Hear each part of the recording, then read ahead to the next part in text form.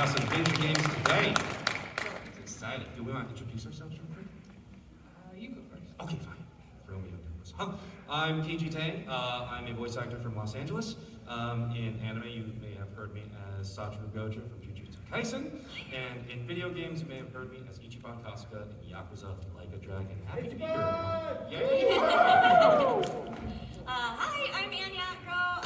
You've heard me in anime like Jujutsu Kaisen. I play Nohara Kugisaki. And in video games, you've heard me as the Raiden Shogun in Genshin Impact. Hey, I'm Amanda C. Miller. In anime, you've probably heard me. Well, I don't know, maybe not. They haven't released the dub very much, but as the voice of Boruto in Naruto Next Generation, as Sailor Jupiter in Sailor Moon. And in video games, you can hear me as Toko and Junko Ashima in Danganronpa. And Sully and Shershi in Fire Emblem. All right, so today, basically, we're going to run you through a little bit about what it's like to voice act for video games. And then towards the end, you may have noticed we have a little stand-up mic there. We're going to have some of you come up and run through some combat efforts for us. It's going to be really fun. It might get a little loud towards the end there, so anyone who's a little volume sensitive may want to move, I don't know, towards the back of the room. Yeah. But first of all, let's get this started. So. I don't know about you guys, but voiceover for video games, personally, is like, somewhere for me on the difficulty scale sits between like anime and like sort of doing stuff for like the movies and like commercials and stuff like that. It's right in the middle of difficulty. But the most single difficult thing about voiceover for video games for me is the vocal stress. Yeah. There's a lot more shouting, a lot more anger, and a lot more conflict in video games. Go figure. Yeah. Well, it's because, and part of it is because, like, anime can get like loud, boisterous, and you have all that stuff. But you are in your session, you're listening to the Japanese. You're like, it's slower. In a video game session, you are going a lot faster. They want you to do like 12 different shouts for stabbing someone. And so you're going to actually do like 15, 20, and then they'll choose 12 out of that. Yeah. So you're just doing a lot more in a shorter amount of time. And it's definitely, so for anime, like they were saying, you'll have a preview. So basically they'll play a little bit of the scene so you have like context. So they might play like a couple lines before yours and kind of show you what's happening. So you have that break. And you're like, all right, we're going to do this, just that line or whatever. And then you get it. And then you got it, and you're good. And then you move on to the next one, and you see the preview. And so you like have time. In video games, a lot of times it'll be like, all right, so you're gonna just go down the list until we say stop. So you're just like, all right, grenade, move, I'm shot, I've been hit. You're literally just going down the thing like, and then like you said, there's like, do you guys have the thing where they're like, can you do like small, medium, and large reactions of like getting stabbed? Okay, great. And then of those, they want like 5 or 6 of the small, 5 or 6 of the medium, 5 or 6 of the large. Okay, cool. Now we want falling off a cliff, small, medium, large. I'm like grunts or just any sort of nonverbal kind of noise. They had one that was always lit on fire. Oh, yeah. Yeah. I had to do one last week, and they're like, they always say that one for last, because there's like, they'll walk you through like how they envision it. So this is like, okay, you notice something's wrong, then you feel it, then you feel the flames looking up, and then you're just shouting, and then you die. I'm like, okay, let's go. This panel's just going to be us getting our trauma from doing that. We're just like, oh my god, you guys, it was so awful. Don't do video games. But the weird thing is, on the other hand, so like you're saying, it can be like anime where it's like a lot of effort, it's a lot of loud stuff. And if you're doing a JRPG, a lot of times you're also having to match the timing of the JRPG. Sometimes you are, sometimes you're not. But for like more, I guess, Western video games, the nice part is a lot of the dialogue is actually the opposite, where it's very understated. It's very cinematic, we call it, acting. So like TV and film kind of acting, which is like barely there. Like even this is probably too big for TV acting. Because now like video games make billions, right? Like billions more than film. So the acting is very similar. It's very like, the lines are very just like close and intimate. They're like, what are you doing, Joel? I do blame Marvel completely for that style of acting. The cinematic read, like they figured out it sells movies really well. It's like really safe. That's the thing, right? So you don't have to like risk a lot of stuff when you just sort of sound like this. You know, it's like, hey, how's it going? You know, it's like, and video games have sort of like caught on to that. It's like, oh, look at these safe, lucrative performances. Like, they like directors always say like, you know, I need you to like just be flatter, Yeah. and you should just throw it away. Throw it away. Okay, well, why don't we just throw this whole game away? What do you want from me? It's such bad direction too, because it's like it totally is fine to have like those intimate moments and like have that like, but like just say throw it away, like that's no. Sorry. It's a technical thing, but it doesn't actually hit to like what you're doing as the actor. Right. It's like directing for results rather than directing for like the way to get there. Which is, I think, something that I deal with a lot in anime, but I feel like a lot of video game directors tend to be better, but every once in a while you'll get a director who's just, they'll do it based off the music they want to hear. Yeah. So it's not about, hey, like right now, he's trying to control his anger because he knows that if he lets on, like, you know, they need to give you like a motivation, like that's a good director or that's a good actor. They're able to find an internal reason to make the sound come out a certain way. As opposed to just, I don't know, can you go like this at the end? It's like, it's like hollow. And you can't, Yeah. And so yeah, and when like this is like getting deep in the weeds for like the acting of it, but if you're a voice actor and you're getting directed like that, like that's pretty common. And so it's on us to have to do all that homework in like the 3 seconds after they've finished their request, and then you doing the take of like, okay, how do I make it go, but also like make it sound like a real person is doing it with like real feelings and real intentions. yeah, that is the trick. It's like a lot of directors for video games, if they aren't actors, right, they have a very hard time kind of imagining what they actually want. What they really want is to feel something, but they don't know how to like tell you that, right?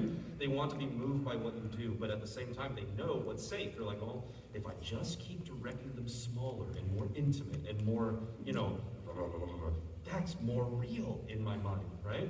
So yeah, it is your job as an actor to listen to that and be like, okay, well, you don't know what you're talking about, but it's not my job to tell you that. Right. I'm gonna go ahead and let you feel the thing you want to feel, and then you can be like, oh my god, I'm a genius. Or sometimes what I'll do, if they do a direction and I'm like, in my head, I'm like, that's not right. I'll just botch the take enough times that they'll be like, well, do what you want to do. And then I'll do something really great. And they're like, oh, okay. I've done that for lines before where I'm like, ugh, this line is so cheesy. But I can't tell the writer, because sometimes I've been having the director also be the writer, which is a nightmare. You can't hurt their fifis. Yeah. Yeah, because the writer's like very, like, They're protective. they're very protective, and they're like, in their head, they're like, I imagined it sounding this way when I wrote it. And so they want everything to kind of be, they just want you to be kind of a puppet. And so sometimes it's hard to be like, hey, this line is ridiculous. So This sometimes, really is all our trauma, just feeling it I guess I think it's more just like we're letting you know like the real stuff of it. We're not just like, yeah, it's Video games are It's fun. so glamorous. It's beautiful. But it's also really fun because you're getting a chance to be in a cinematic, like, you know, Marvel type thing or whatever. Like, you know, video games, you could be on the moon, you could be pretty much anywhere and get to do these really well-written, or usually like well-written stories, really deep character stuff. Yeah. Gotcha games aside. You Whoa. I'm sorry. You're right. You're absolutely right. I'm in Fire Emblem Heroes too. Hey, look. Wait, what's it? Gotcha. You know, like Fire Emblem Heroes or like Genshin, where you can like Pull for the your characters. characters that you play with. It's gambling for It's kids. gambling. Oh, okay. I mean, get them started young, you know? Yeah. It's harder for them to learn it as an adult. It's like a language. You gotta get them started when their brain's still malleable. It's loot boxes with better PR. Yeah. You know? It's loot boxes where the box is a waifu. Okay. Yeah. Ooh, all right. If you're gonna get a box, it might as well be a wife. Yeah. I'm not just looking at your chairs. Get a waifu. Get a waifu. And that's voice acting for video games. Thank you so Yep, much. thank you so much. If you want to, we could maybe just open it up now. Yeah. Yeah, Is there sure. more questions? Any questions if so it far? sparks a conversation, we'll start a conversation. Yes. You want to come up to the microphone? Yeah, please. If you have a question. Start lining up. Oh no, come on, Thank come you. on, come on. So earlier, you guys were talking about how you had to figure out how to do like a ooh sound of like human. So before you actually go in, you practice all the weird types of noises. I feel like we've done that our whole lives. Yeah, I was I feel like we probably were all very creative kids, and I feel like we probably like did a lot of that weird stuff growing up, Yeah, so we like, just had it in. We were already mimicking stuff as we were watching it, so it's kind of like, you know, like that's doing your homework. So you know what the form sounds like. So now, as the actor, you're trying to fit your like acting process into that form. Yeah, it's basically just trying to justify the weird noise. Yeah. Like, that's our job, right? As long as we can justify it in a real human way, like, what do you need? I need you to do a woo, but make it good, right? And you're like, okay, woo, you know, like, oh, that tells a story. Your character is shocked by it. So yeah, you have to just translate the make the weird noise into like a human thing. That's a great way of putting it, because like sometimes like when I'm coaching people for voiceover, they'll just read the script or they'll read an idea of it, but like you said, it's like woo could be a million different things. It could be like, oh, like a you're scared kind of woo, or like woo, you know, or it could be like woo, like it could be a Or like, bunch of woo, like, yeah. It's like, what is the character doing? What are they trying to communicate? And like, what is the reality of that moment? And also, are they close to the person? Are they like, I can't really think of a situation where you say woo really close to somebody, like you're grabbing them by the woo. No, I want to put that in whenever I'm working next. It's fine. That's right. I'm gonna steal that. The director's gonna be like, "What are you doing? You're really forcing this woo into this really sad scene." No, trust me. Oh my gosh, It'll be the saddest movie you've ever heard. you're like, I'm sorry, but your father's not gonna make it. You're like, woo. Next question. So my question is, especially during things like COVID, where you couldn't really be in person, how was it trying to get the lines right and get everything across while having to deal with COVID and all of the precautions needed for that? I think for anime, and a lot of video, actually, I don't know, I can't remember the last time I had a group record for, I think I had once or twice where I had a video game where I had the other person in the room, but for the most part, we're kind of used to recording by ourselves anyway. Yeah. But we were at least before used to going into the studio, so you could at least look through the glass and see like a human face and an engineer or your director. But then, yeah. And even now, like, with how far we've come through the COVID pandemic, like now there's like kind of a hybrid model where sometimes you might actually go into a studio where you'll see an engineer, but like 95% of the time, your director and the whole team is still like on Zoom. Yeah. So, I mean, it's still in some ways remote. And so it's really just, it's just variations on the same thing, you know? Yeah.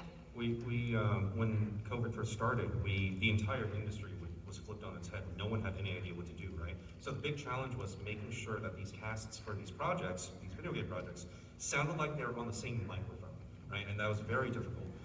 Basically, they were like, hey, could you all just go out and buy these really expensive mics? Make it really easier on us. But then, like, you have this extra challenge of, like, because video games are so yelly and screamy, right? Even if you have, like, a Neumann, TLN, whatever, right?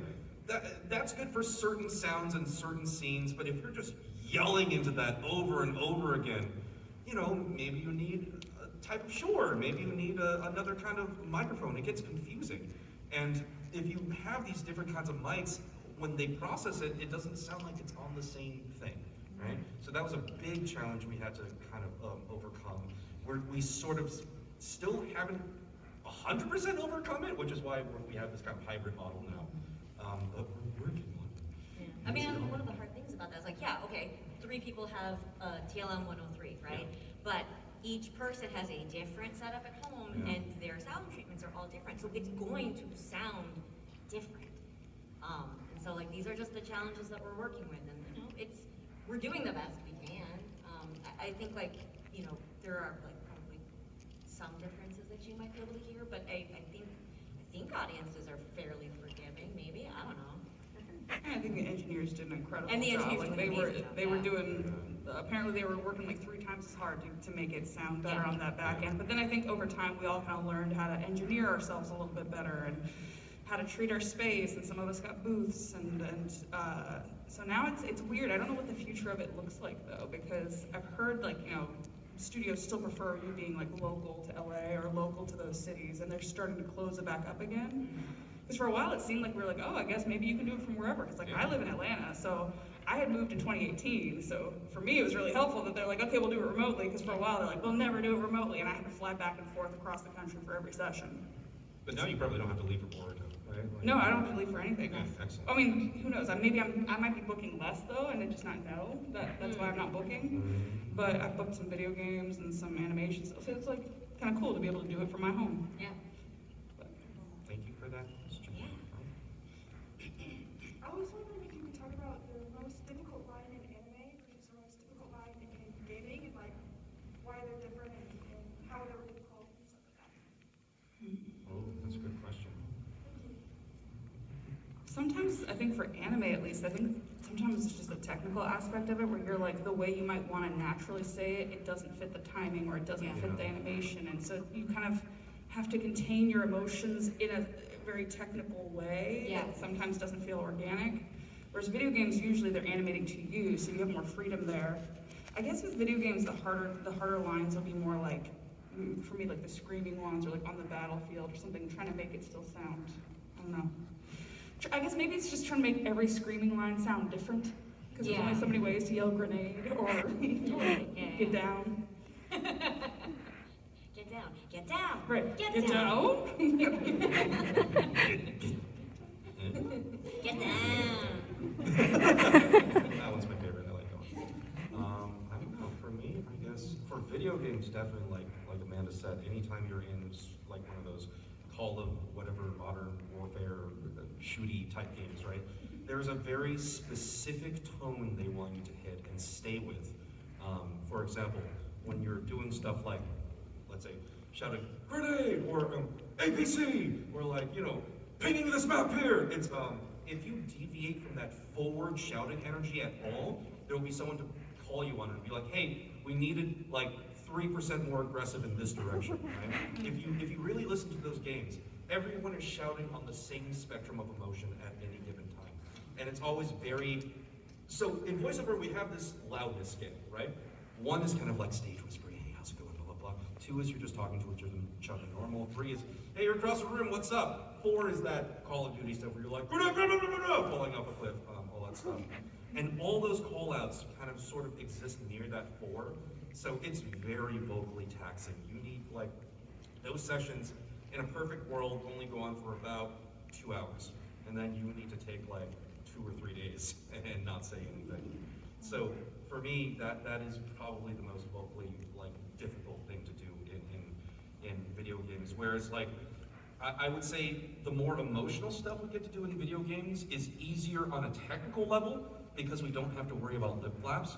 Like Ann said, it's very difficult to showcase or make people feel the way you want them to feel within these 2 tiny frames of flaps, right? So not only do you have to do all that good acting juice, or whatever it's called, you know, you also have to do it within these weird time frames. So when you listen to anime and someone actually makes you feel something, be impressed, because that's very hard to do. They've somehow threaded the needle and got all that good acting stuff in there between these 2 very micro pitches. So it's very difficult and very impressive. Thank you for that question. Sukuna, what is that? Hi, I'm kind of working to become a voice actor myself. Oh, sweet. So I thank you guys for having this panel so I can kind of learn from it.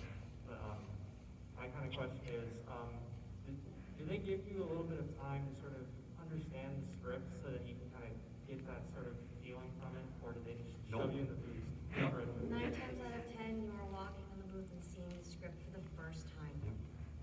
Sometimes the character for the first time, like, you know, you might audition. A lot of people just book right off of their MP3 that they send in, and then you go to the session. They're like, okay, so this is kind of what the game is. And also, when you're auditioning, they use a code name for the game, so you can't even look up the game usually. So you don't know the tone, you don't know the world.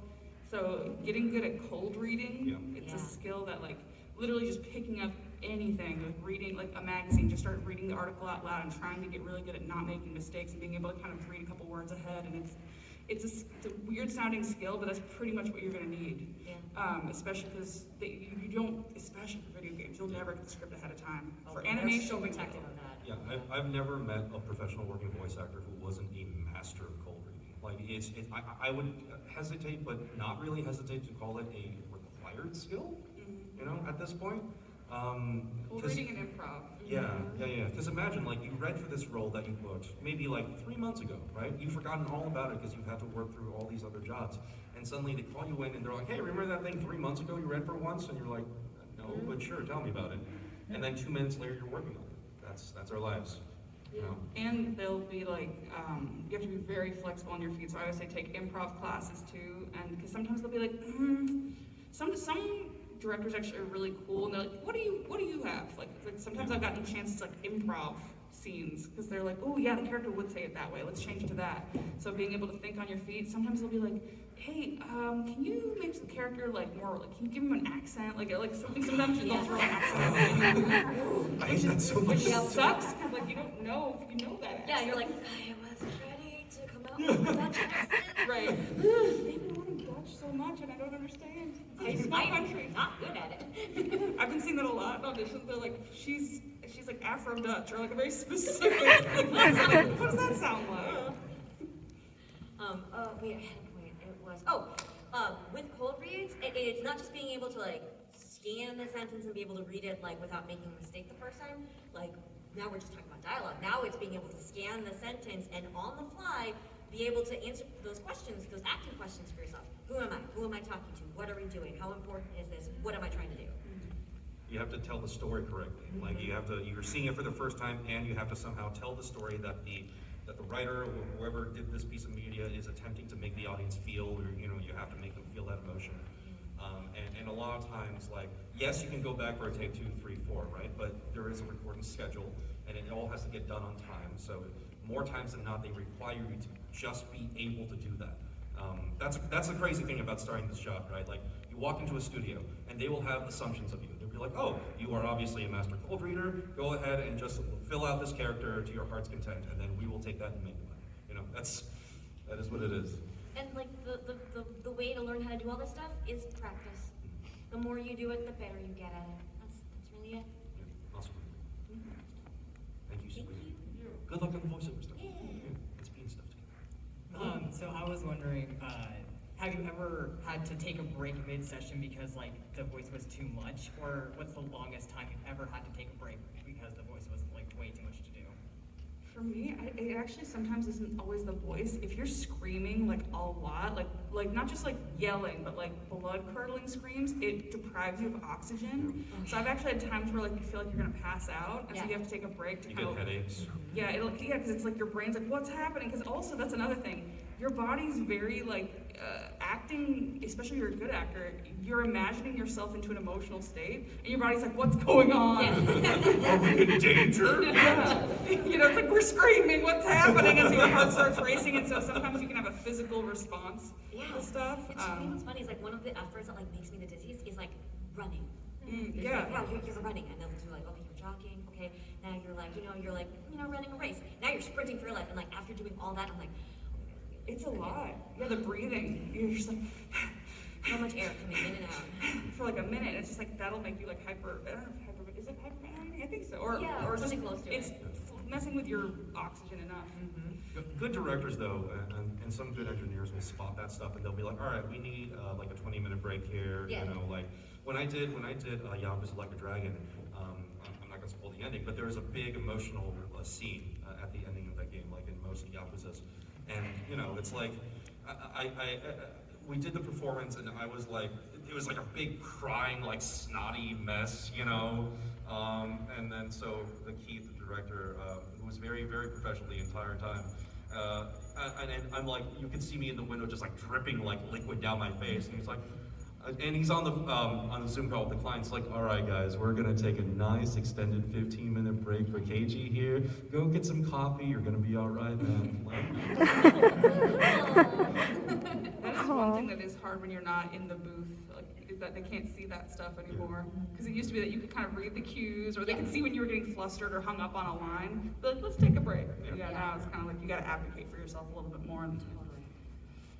Thank you. Thank you so much. Hello. Hi. So you've been talking a lot about the vocal trauma that you go through. I'm doing these a lot, which like I do like stage acting, and you also get a lot of vocal trauma doing that. And I'm curious what sort of things you do before and after sessions to kind of protect your instrument, and don't totally blow it out permanently. Yeah, totally. For video games, like a nice, good warm-up will always help you. And then like during sessions, like taking regular breaks, making sure that you're plenty hydrated, like that's so important.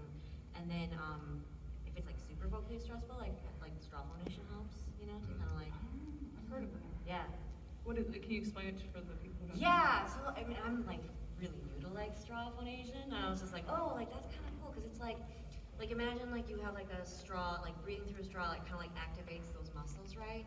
And it kind of like reopens it back up in your throat. And so like you're just like breathing through the straw, and then also like vocalizing through the straw to kind of like wake it back up, because when you're doing like a lot of stressful stuff, like everything's getting a little inflamed, it's getting a little tight in there, and so it's kind of like helping you reset.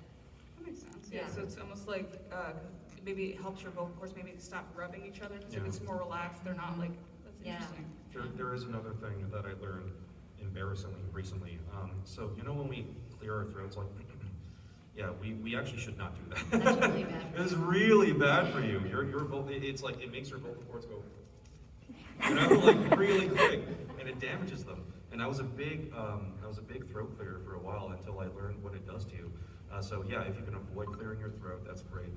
Sometimes though, if the session is stressful enough, there's really no other cure than just shutting up for like 2 weeks. If you can afford that time to shut up, not a lot of us can. I know I certainly can. But it's if you can carve out even a week to just say silent, use a little chalkboard to communicate, that would be best for your throat, just to let it heal. Yeah, It's a theater person thing. Yeah. I'm like, I can't. I'm on vocal rest. No, but it's so important to like be in touch with your body and your voice specifically. Just, you only get one. So be mindful of it and advocating for yourself. I think we're going to say this like a million times today. Advocating for yourself in session. If you feel a tickle, like say it so that they know. And then like if you need to take a break, take that break. If you're like, I think we might be getting into a dangerous spot, like you might have to call your session early. Like I think that's important because it's for your health. I think you're already doing what I would recommend is you're doing preemptively the stuff to keep you from even damaging it in the first place, which is doing theater. Learning how to safely project, learning how to be able to do that stuff and use your instrument in a way. So like I can think of 2 times that I've had to like take a couple days because I'm able to project in a way that's protecting it, not like protecting it for like projecting from your diaphragm as opposed to trying to push it all from here, like stuff like that you learn. So that's already like a great thing to do. Yeah. Because I don't really warm up before sessions. Maybe I should, but but like I don't do dairy before sessions because I do notice it kind of gets phlegmy. Yeah, and dairy. I'm bad and I'll eat cheese. Do as we say, not as we do. But and I think that'll help also so that you don't have to clear your throat as much. If your voice is hydrated and whatever inflames your throat, you're not doing it before the session. You should be good. I'm trying to think of any other vocal. Yeah. Do what works for you. That's the other thing. Like Never speak. That's a good thing. I actually have what type of voices, like, for video games, like, what is the weirdest one you've ever done? Like, and if you can explain it, show us, can you show us? The weirdest? the weirdest. The weirdest. Can we possibly expand it from video games to like any kind of weird voice? Because I feel like in video games I tend to play pretty like normal Yeah. characters. Yeah. In a live action live action Japanese movie back in the day, I had to play Sushi. There's a movie called Dead Sushi, and we had to be. I wasn't Dead You were Sushi. Dead Sushi? Were you in those Wallace sessions where they were like, oh, that sounds too much like the albacore. Can you sound a little bit more like a like we're like, what do they sound like? They're sushi with teeth that are flying. And I remember it kind of ended up being like these like screaming like, like, it was just like, I'm like, this is why I went to theater school to play evil, murderous sushi that kills people. Yeah, I think like it's creature sounds, right? For me, like it's creature sounds. Like I did this animated series. I don't think it's ever come Like, where like I had to play like little computer viruses, and you were like, like those are fun. Like, they don't mean anything. I always thought the choice they made with the original 3DS version of Detective Pikachu was hilarious and weird. Like, you know, it was like, we had that Danny DeVito as that character meme going on for so long, and then they booked me off of my Danny DeVito tape for the audition. So it just ended up like sounding like a smoker, like, you know, for the entire time. Hey Tim, we're gonna go on an adventure. And I'm gonna help you do your taxes. Pikachu with a smoker's cup. That's right. It sounds like Harvey Firestein. Yeah. This isn't video game related, but back before Sailor Moon came out, people were like, "What's your Sailor Jupiter gonna sound like?" And I'm a smart ass, and so I was like, on Twitter, I was like, "Oh, here you go. This is my inspiration. You're welcome." And it was a clip of like Harvey Firestein, which if you don't know, it's like the brother in The birdcage. in the birdcage. It's the husband, and then the brother in like Mrs. Doubtfire, the one who talks like this. You know, and it's very like hold mommy's waffles, Tracy. And so like, but I guess people took me seriously. So for a while, it was on my Wikipedia. It's like, Oh my God. Yeah, it's like Miller cites actor Harvey Firestein as the inspiration. And Anything on the internet. my best friend, before he met me, read that. He goes, interesting. And then once he met me, he's like, oh, okay, now I know you're messing The around. next time you voice Jupiter, could you just ask the director if you could try? Yeah. Like for the final. Yeah, just pitch it. You're like, hey, I got an idea. See, that's what I do. So I mess around a lot in the booth. Well, it depends on the director. If I know that they're not going to yell at me, then I tend to be like for bored. So I'll improv stuff just to make the director laugh. But I don't ask permission because it's like, you know, they're not going to be like, yeah, sure, waste time. Yeah. So I'll be like, okay, we're going to go. It's like beep, beep, beep, and then I'll do my improvised line, and then we'll actually do like the real line later. So don't ask permission, just do it. Be unprofessional. That's the takeaway. Yep. Just do it. Oh, yeah. Hello. So you guys talked about like doing impressions with friends, and there's a difference between like doing impressions in front of friends and voice acting professionally. When you guys were first starting off, were there any tricks that you used to like overcome nerves or anxiety with projection? Theater. I took a lot of theater classes. To be Yeah. honest. It beats it out of you because you're like on stage in a costume in front of like depending how big the theater is, like hundreds or thousands of people, and you're just like having to be like, yep, this is ridiculous. I'm playing a dancing tree. Like you kind of you lose all, not shame, I guess, but kind of Yeah. And if you ever gather like the cojones to like do the stand-up comedy. Oh man, that just fades really fast. That's one thing I was like, nah, not for me. You did stand up, KG? Huh? You did stand up? No, but like I've watched a bunch of my friends who do voiceover, and they go do the stand-up thing, and you know when you have like a room full of people like booing you at any given time, that's it. That's the death of your nerves. Like you'll never Nothing will be worse than that. Yeah, you'll never be afraid again in front of a microphone. Like it never gets worse than that. That's why I only did stand up like once or twice because I did really well and I got it on tape. I'm like, that's all I need. You're like, that's it. I'm like, I got evidence that I did well. I don't need to go to another audience and find out that I actually sucked and that was a fluke. I'm like, and also on the tape, it looks like I've been doing it a while. Because I'm like, oh, there's a whole room of So people you laughing. retired undefeated. Yeah, undefeated. Like a single, like my one Greatest stand-up comedian ever. in the history of stand-up. Never booed once. It works for real. You know, you're there like, oh wow, people are laughing. They didn't know. Jerry Seinfeld. Yeah. Yeah, Jerry watches my tape. He's like for tips. He's like, yeah, how did she not give She's me? really good. Yeah, gosh. Go ahead, sorry. So I had a question specifically for Kaiji about Yakuza. Yeah.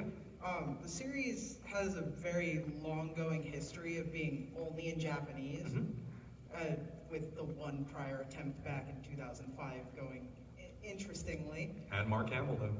Oh yeah.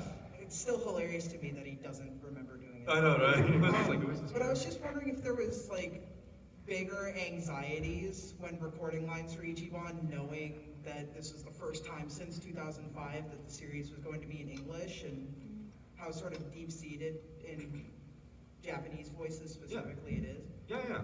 So there was certainly, I would say I would have been way more nervous about it had it been like my third, fourth, fifth year doing it.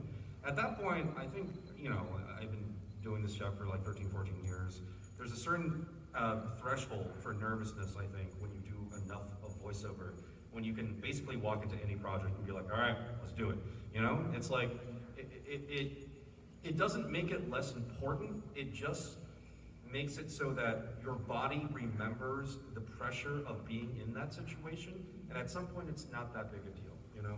So it's like, you can walk into a Yakuza game that hasn't been dubbed in like a billion years, right? Where you can walk into, on set for Tom and Jerry and just do Tom, you know, and be okay with it.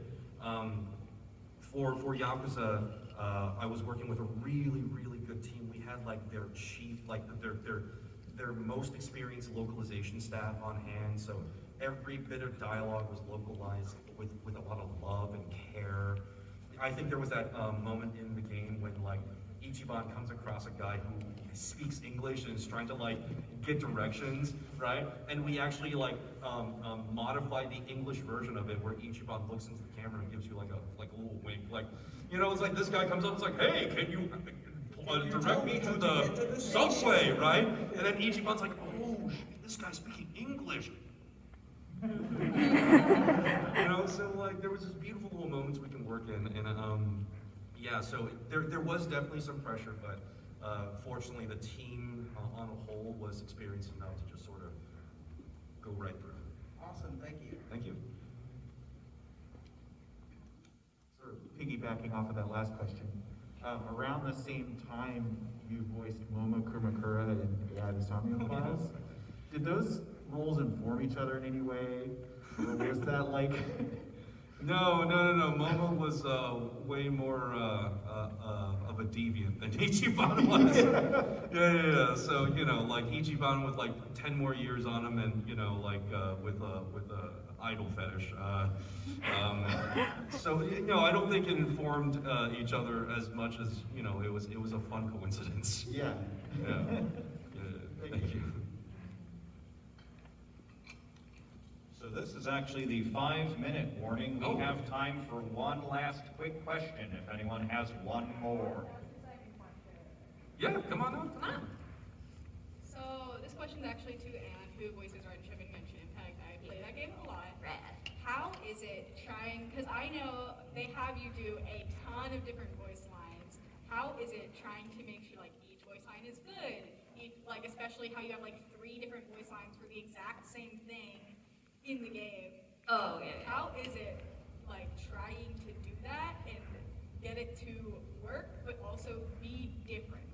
That Yes. makes sense. Okay, cool. So, Raiden Shogun in Genshin Impact, there's like 3 voices that I have for one character. It's complicated, don't worry about it.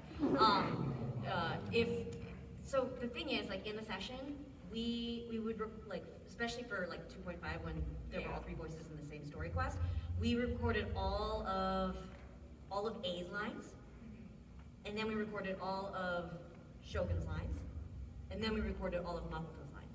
That makes sense. So we did them like, you know, all the way through. So I was basically like, you know, playing or recording through the storyline like 3 times, right?